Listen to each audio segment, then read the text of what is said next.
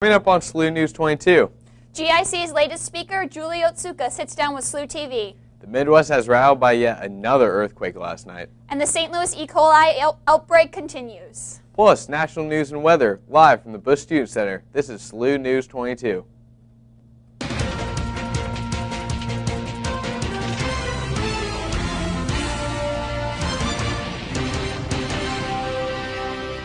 Good evening. I'm John Sestak. And I'm Olivia Fugate. Thank you for joining us this evening. Julie Otsuka, the author of When the Emperor Was Divine, this year's first-year summer reading book, gave a speech on campus this past Wednesday. In the speech, which was sponsored by the Great Issues Committee and the first-year experience, Otsuka spoke about her family's experiences in the Japanese internment camps and her writing process for this novel. A book signing followed the speech. If you missed the speech or wish to hear it again, it will be playing on SLU-TV in the near future. SLU-TV was lucky enough to receive an interview with Otsuka. Here is a clip from that now. There's a lot that's troubling to me about what's going on now, especially, I finished writing my book in June of 2001, so I had no idea that it would resonate in the way that it has post 9/11, but in terms of what's happening now to Muslims and Arabs and how they've been singled out as, now you just have a different immigrant group that is the other and problematic. Before it was the Japanese post Pearl Harbor, now it's Muslims and Arabs post 9/11, and I think the treatment is very similar. It is an unusual thing for more than 400 St. Louis University students to go without an entire day eating. But when it is in the name of charity, education, and unity, some SLU students said they are more than willing to Fastathon. Fastathon, which took place on November 1st this year, is a national event held by the Muslim Students Association. According to the National MSA website, about 250 campuses participated this year, including SLU. The event is held annually on SLU's campus by MSA in an effort to invite non-Muslim students to share in the experience of what fasting is like in the religious month of Ramadan. Additionally, Fastathon serves as a charity fundraising event to assist East African famine victims. Participants in Fastathon fast the entire day and then are treated to a free dinner to end the event. Fastathon provides students with a challenge that they won't see every day. Bilal Mudam, co-president of MSA, said it brings a diversity and educates students in a way they won't find in the classroom. If the university appears more populated than years past, that is because it is. According to the University Office of Institutional Research, university enrollment has grown for the last 2 years. The enrollment currently at 14,073 students. There are now 1,340 more students than during the 2008-2009 school year. There are 228 more students than last year. The Interfaith Alliance is hosting Interfaith Week this week. As part of the week on Monday, November 7th, there will be a panel entitled Better Together, Faith and Culture. A panel of students will present how their culture affects their personal faith tradition. This will be in Ritter Hall, room 29 at 7:30 p.m. on Tuesday.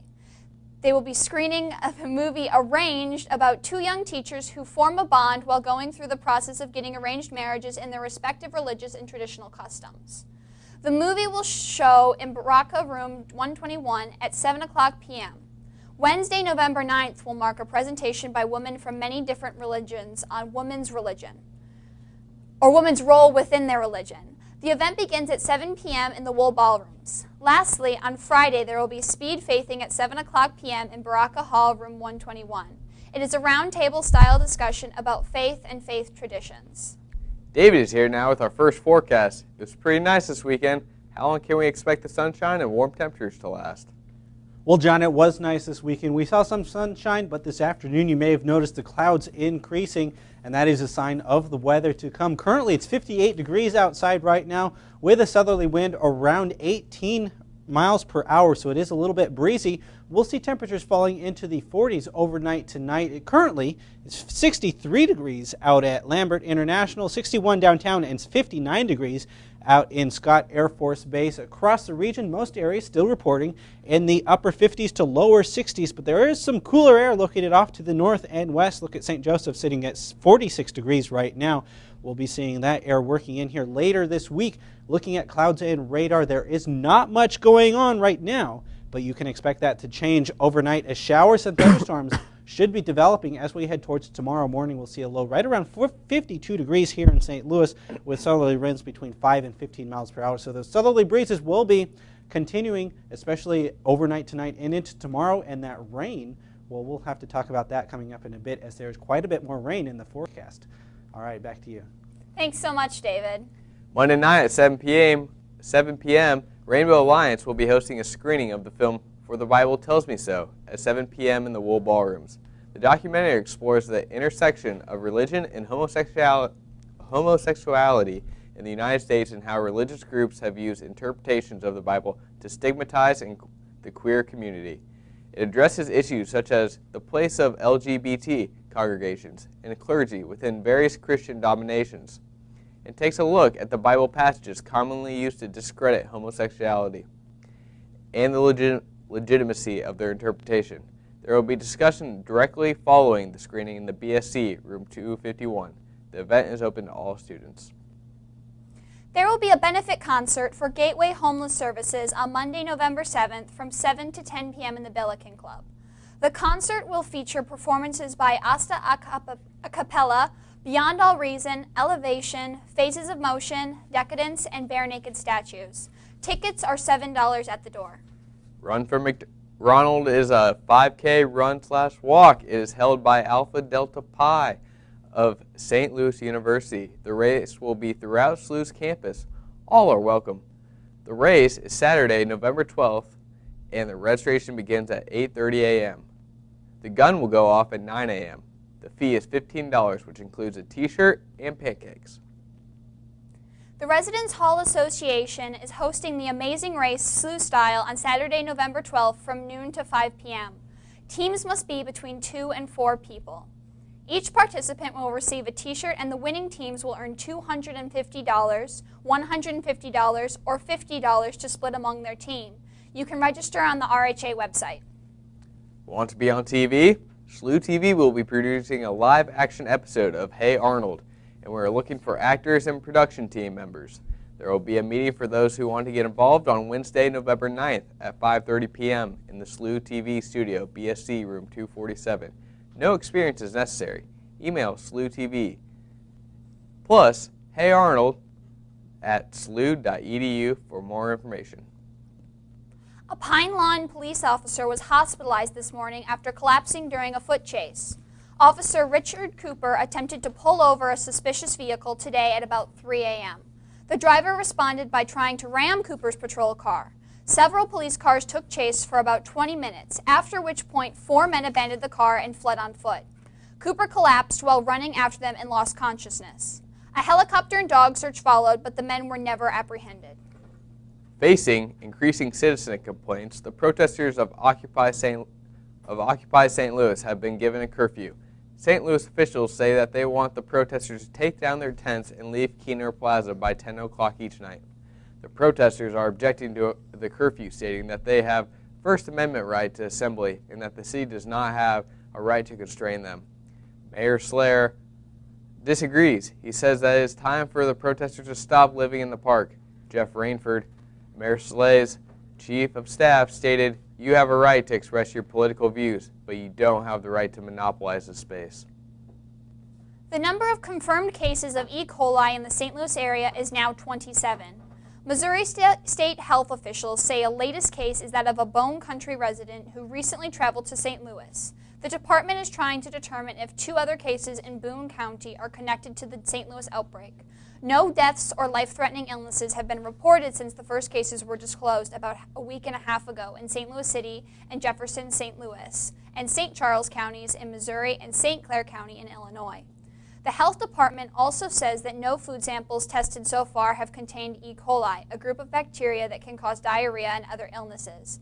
Investigators have yet to pinpoint the source. Starting on Thursday, November 4th, Cinema St. Louis presents the 20th St. Louis International Film Festival, which features what is touted as the best and cutting-edge features and shorts from around the world.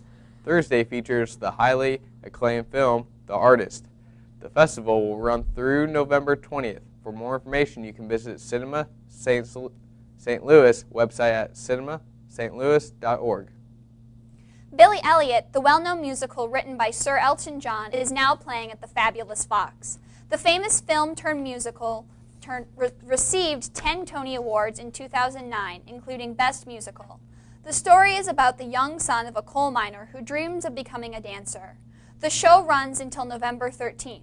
For more information on tickets and show times, go to the Fabulous Fox website at fabulousfox.com. Looking for some tats with style? The 7th Annual St. Louis Old School Tattoo Expo returns to St. Louis on November 11th. The 3-day festival features the best tattoo artists from around the world. There will be 3 days of contests, seminars, and presentations. For more information, visit www.oldschooltattooexpo.com. When we come back, an unusual event shakes up some Midwestern residents, and some Northeast cities are still reeling after that historic October snowstorm. We'll be right back.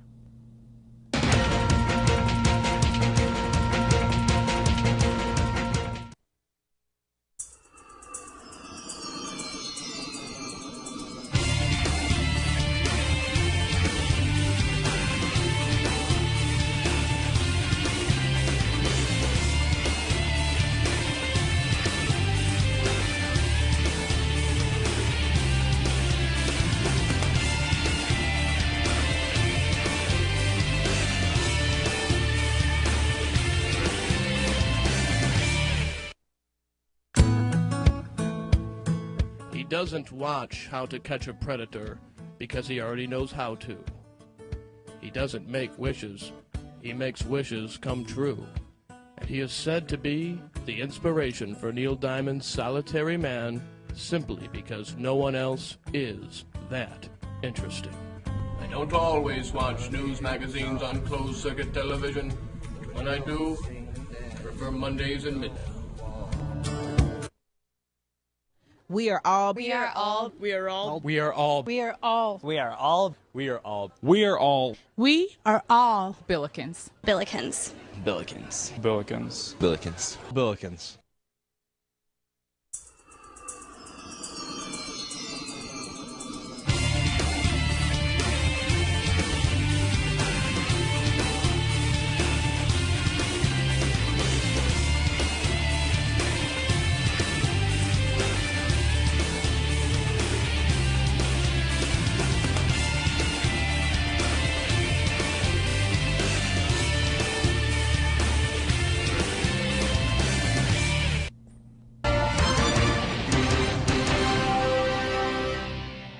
Welcome back. Tens of thousands of homes remained in the dark Sunday, a week after historic October snowstorm paralyzed the Northeast and cut power to more than 3 million customers. In Connecticut, more than 112,000 Connecticut light and power customers were still in the dark. Governor Dannel Malloy said the power company would not meet its goal of 99% restoration in each city and town by midnight on Sunday. The deadly snowstorm that barreled through the Northeast last weekend and dumped more than 2 feet of snow in parts of the region has been blamed for more than a dozen deaths. Temperatures across the Northeast were forecast to climb into the 60s by Tuesday, with some areas perhaps touching 70 degrees on Tuesday or Wednesday, challenging record heights. Oklahoma residents who were accustomed to tornadoes and earthquakes have been shaken by a weekend tremor that cracked buildings, buckled a highway, and rattled nerves. The largest quake, which late Saturday night, the magnitude 5.6 earthquake was Oklahoma's strongest on record, said Jessica Turner, a geophysicist with the U.S. Geological Survey Center near Sparks, 44 miles northeast of Oklahoma City. The quake was felt as far as Lubbock, Texas, Omaha, Nebraska, and Des Moines, Iowa.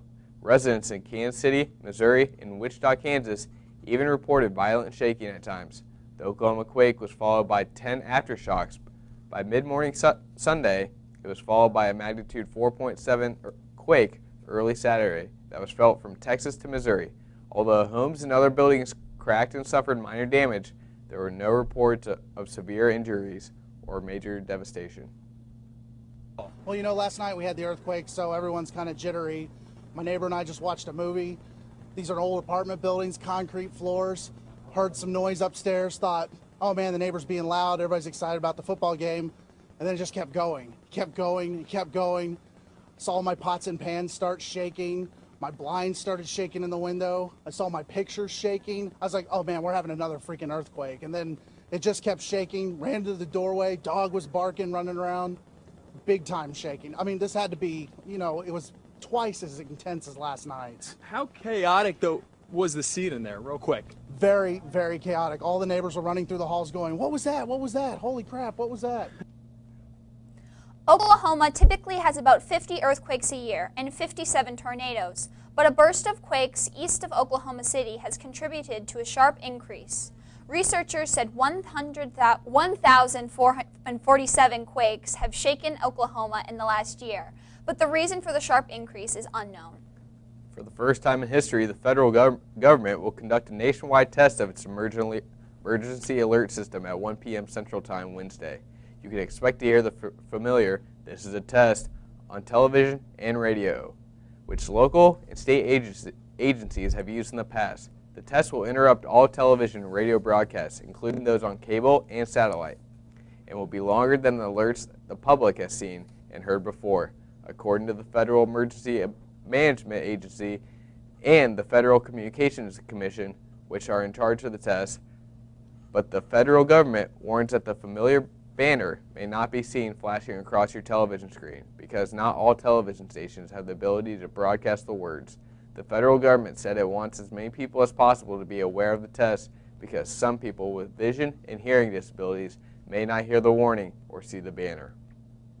Greek President Carlos Papadopoulos announced earlier tonight that Prime Minister George Papandreou will step down if the €130 billion bailout deal is approved. This announcement follows intense criticism and calls for Papandreou to resign a meeting between the Prime Minister and the head of the New Democracy Party, Greece's leading opposition party. The two will meet again tomorrow to discuss who will become the nation's next Prime Minister. The bailout deal forgives half of Greece's debt, leaving it with €100 billion worth of debt, and promises €30 billion to help the public sector lessen its debt. The deal is accompanied by further austerity measures. The death toll from Thailand's flooding reached 506 Sunday. The flooding marks the worst in half a century and has affected 25 of Thailand's 64 provinces. Bangkok's business area, main airport, and 2 large industrial sites are at risk. Kopchak Road in Zanesville, Ohio was recently home to a series of exotic events. A resident of Kopchak Road called police earlier this October to report a lion in her backyard. When police arrived, they found much more than just a lion. Apparently, a Kopchak neighbor owns several wild animals as a sort of miniature zoo in his own home. Terry Thompson, owner of these wild animals, had released all his zoo animals, including tigers, bears, spotted leopards, panthers, bears, and monkeys. After releasing these animals, he shot himself. Because of the danger these animals imposed, law enforcement were forced to shoot most of the animals before they were able to escape into the larger outside world and harm anybody. In all, deputies shot 49 animals dead, with some being extremely endangered animals. The Humane Society of the United States issued that under these certain circumstances, the shooting of the animals was deemed necessary, although heated debates have now sparked on whether or not exotic animal ownership should be legal. Coming up next, David has your extended forecast. Well, we are looking for some widespread rains to affect the area over the next couple of days, beginning later tonight. Although the temperatures will stay on the warm side for the next several days, we will see a temperature drop as we head towards midweek, and that'll lead to some very chilly temperatures, especially towards Thursday morning. We'll talk about that coming up right after the break.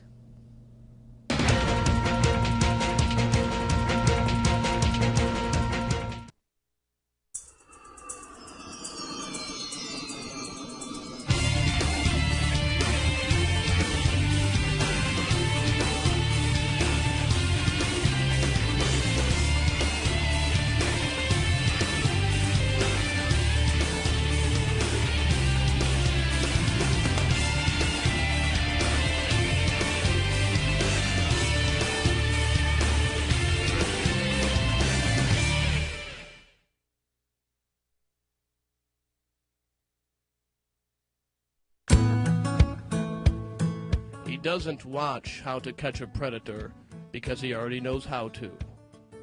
He doesn't make wishes, he makes wishes come true. And he is said to be the inspiration for Neil Diamond's Solitary Man, simply because no one else is that interesting. I don't always watch news magazines on closed-circuit television. When I do, I prefer Mondays in Midtown.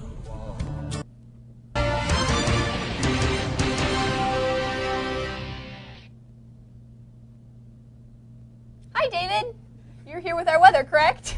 Yeah, all right, well, we are looking at the weather now. How are you doing, Olivia? I'm doing well. It's been a long week, and it's just starting. Did you get to enjoy any of the nice weather this weekend? I did. I went camping. So that was really nice. It didn't rain. It was a little bit chilly, but I had a jacket. So. Well, you know, it was probably one of the better weekends for camping that we have left in this year. We saw some sunshine, a few clouds mixed in, but temperatures were on the warm side, and they will continue to stay warm for the next couple of days. We saw a high temperature here at SLU of 61 degrees. Out at Lambert, they saw a high of 65 degrees. That is a little bit above the normal high of 61.